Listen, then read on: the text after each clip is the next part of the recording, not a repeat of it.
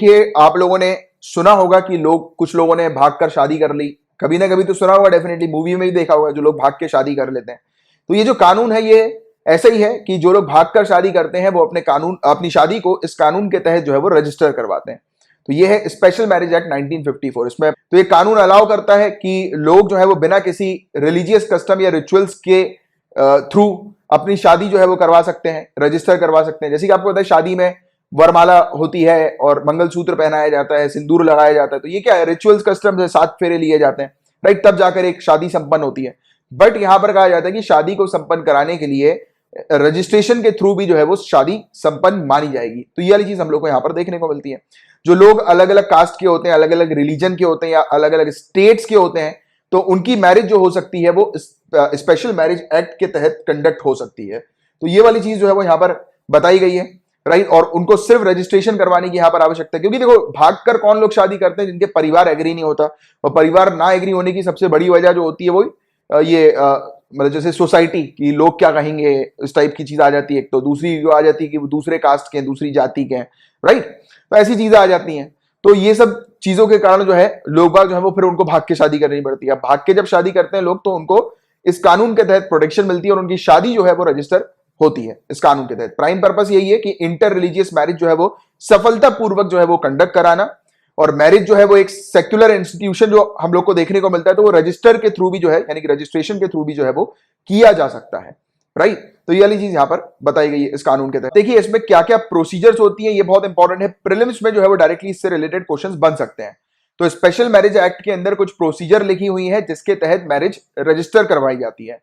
अब दोनों में से किसी एक को, यानी कि जो भी लोग, दो लोग शादी करना चाहते हैं, तो दोनों में से किसी एक को जो है वो ये नोटिस देना पड़ता है। किसको? मैरिज ऑफिसर को, उन्हीं के डिस्ट्रिक्ट के। और उनको एटलीस्ट एक स्थान पर एटलीस्ट 30 डेज तक जो है वो रहना पड़ता है। यानी कि दोनों में से किसी, यानी कि एक डिस्ट्रिक्ट है, इस डिस्ट्रिक्ट के अंदर दोनों में से किसी एक व्यक्ति को एक जगह पर जो है वो रहना है, राइट। एक लोकेशन, यानी कि उसके रेसिडेंस होना चाहिए जहां पर उसने 30 दिन काटे हो।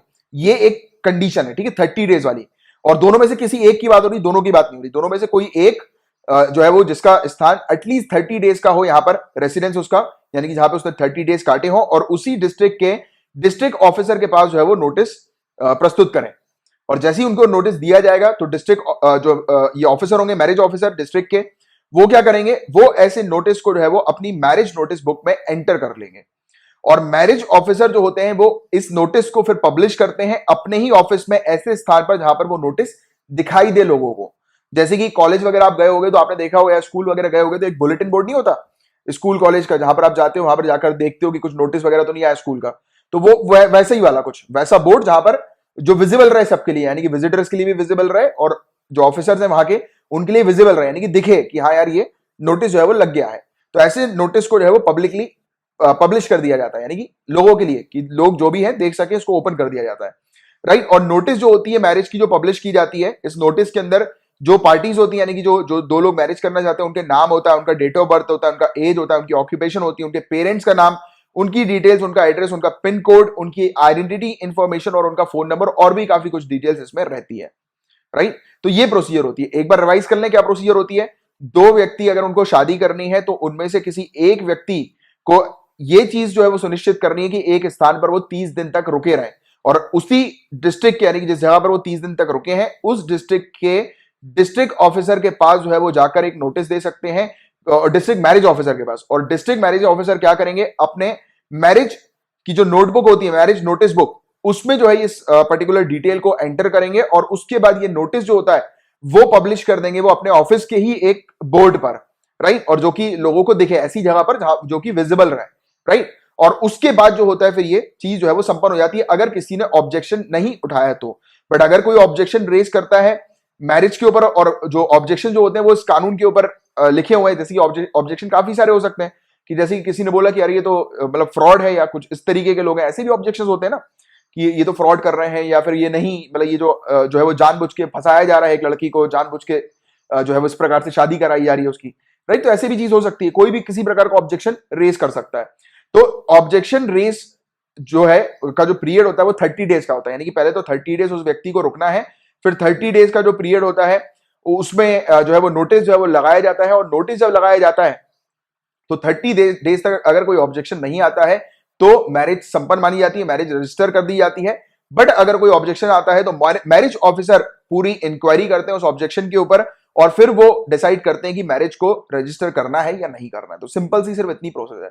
बट इसमें प्रॉब्लम्स आपने खुद ने कहां पर नोटिस करी, उस करो मैं चाहूंगा 2 मिनट सोचो पूरी चीजों को और सोचो कि कहां पर फंडामेंटल राइट्स की हानि हुई है, कहां पर राइट टू प्राइवेसी की हानि हुई है। तो क्योंकि ये दोनों ही जो मतलब फंडामेंटल राइट्स है, इसके ऊपर जो है वो क्वेश्चन उठाया गया है पिटीशन के अंदर। वीडियो को पॉज करो, आराम से अपना टाइम लो, 10-1 मिनट ले लो, चलो और सोचो, क्योंकि मैं चाहता हूं कि ब्रेन चलना चाहिए आपका, क्योंकि वही इंपॉर्टेंट है सिविल सर्विसेज में। तो देखो गाइस, मैं आपको बताता हूं कि ये कहां कहां पर प्रॉब्लम्स हुई हैं। तो आपने नोट कर लिया तो बहुत अच्छी बात है। देखो, ये वन ऑफ द पार्टी, दोनों में से किसी एक को यहां पर सुनिश्चित करना पड़ता है और दोनों में से कोई एक जो है वो बताते हैं कि उनको इस स्थान पर जो है वो रहना पड़ता है, यानी कि दोनों में से किसी एक का जो है वो स्थान होना चाहिए और दोनों में से कोई एक यहां पर आकर नोटिस वगैरह जो है वो प्रोवाइड कराते हैं। अब मैरिज एक ऐसा, अगर बात करें मतलब मैरिज की बात कर रहे हैं तो काफी इंपॉर्टेंट चीज होती है शादी, और शादी का जो डिसीजन होता है वो एक का नहीं होता, वो दोनों का होना चाहिए, राइट। तो ये क्या हो रहा है, राइट टू इक्वलिटी का वायलेट कर रहा है। दूसरी चीज, भाई ऑलरेडी जो कपल है जो भागकर शादी कर रहे हैं, उनको ऑलरेडी उनके परिवार वालों से खतरा है। आपने मूवीज में भी देखा होगा कि वो भागते हैं शादी करने के लिए, उनके परिवार उनके पीछे भागता है गन वन लेके मारने के लिए, है ना। देखा होगा आपने काफी सारी मूवी में। तो ऐसा रियलिटी में भी होता है कि उनको उनकी जान का खतरा होता है। अब अगर मैरिज ऑफिसर इस प्रकार से ये चीज पब्लिश कर दें, बाहर नोटिस लगा दें, और उस बीच ये लोगों को पता लग जाए कि हाँ यार ये मतलब ये तो इसकी बात हो रही है जो कि यहाँ पर शादी करने के लिए आ गए हैं, तो वो क्या कर सकते हैं, परिवार वाले यहाँ पे आ जाएंगे या फिर उस शहर में, उस सिटी में उसको ढूंढेंगे और मार देंगे उन लोगों को। ये वाली चीज भी हो सकती है ना, हत्या हो जाती है ऐसी चीजों में। तो ये जो बताया गया, ये तो राइट टू प्राइवेसी का हानि है, वॉयलेशन है, जहां पर लोग भाग के शादी कर रहे हैं क्योंकि उनको प्रोटेक्शन चाहिए, और वहीं पर ही मैरिज ऑफिसर यहां पर पूरी चीज पब्लिश करते हैं जो कि इस कानून के अंदर मेंशन्ड है। तो ये 2 ग्राउंड से जिसके ऊपर बेस जो है वो बताया जा रहा है कि मतलब ये पिटीशन के अंदर कि इन 2 सेक्शन को जो है वो हटाया जाए, निकाला जाए। और हालांकि कुछ स्टेट्स के अंदर हम लोग को ऑलरेडी देखने को मिल रहा है कि उन्होंने एक ऐसा नोटिस जारी किया हुआ है कि इस स्पेशल मैरिज एक्ट के अंदर ये जो नोटिस जो पब्लिकली पब्लिश किया जाता है, यानी कि उस ऑफिस में जो चिपका दिया जाता है, उसको ना चिपकाया जाए। ये लोगों की इंफॉर्मेशन जो है वो प्राइवेट रखी जाए अंटिल अनलेस उनकी शादी लीगली जो है वो रजिस्टर्ड नहीं हो जाती तब तक के लिए। तो ये है पूरी ओवरऑल चीज। और पिटीशन में जो लिखा था वो यही सेम चीज लिखी थी। ये पूरा जो कंट्रोवर्सी था, इसका जो सेक्शन 5 जो था, इसके अंदर यही चीज मेंशन्ड है कि एक सिंगल पार्टी की यहां पर बात हो रही है कि ये एक सिंगल पार्टी नोटिस जो है, यानी कि दोनों में से कोई एक जो नोटिस है वो डिस्ट्रिक्ट मैरिज ऑफिसर को जो है ये प्रोवाइड कराते हैं, और उन दोनों में से किसी एक को जो है वो रहना चाहिए यहां पर एटलीस्ट 30 डेज के पीरियड के लिए, राइट। तो दोनों में से किसी एक की बात हो रही है ना, यहां पर दोनों की बात नहीं हो रही। बट ये राइट टू इक्वलिटी का वॉयलेशन यहां पर हम लोग को देखने को मिल रहा है, राइट। उसके बाद सेक्शन 6 के अंदर यहां पर ये मैरिज ऑफिसर जो है वो नोटिस को पब्लिश कर देते हैं अपने यानी कि ऑफिस में, बाहर जो है वो लगा देते हैं बुलेटिन में। तो ये सब चीजें यहां पर बताई जा रही जो कि हानि है, बताया जा रहा है। हालांकि you don't need to remember such section कि कौन सा सेक्शन रहेगा, बट इन जनरल आपको बताना चाहिए सेक्शन 5, सेक्शन 6, सेक्शन 6 क्लॉज 2 और क्लॉज 3, इन सब में यही सब चीजें लिखी हुई कि लोगों की जो प्राइवेट डिटेल्स है वो ओपन कर दी जाती है पब्लिक स्क्रूटनी के लिए 30 डेज के पीरियड के लिए। तो ये सब जो है वो वॉयलेशन जो है वो बताया जा रहा है किसका, राइट टू प्राइवेसी का और राइट टू इक्वलिटी का, आर्टिकल 14 और 21 के अंडर।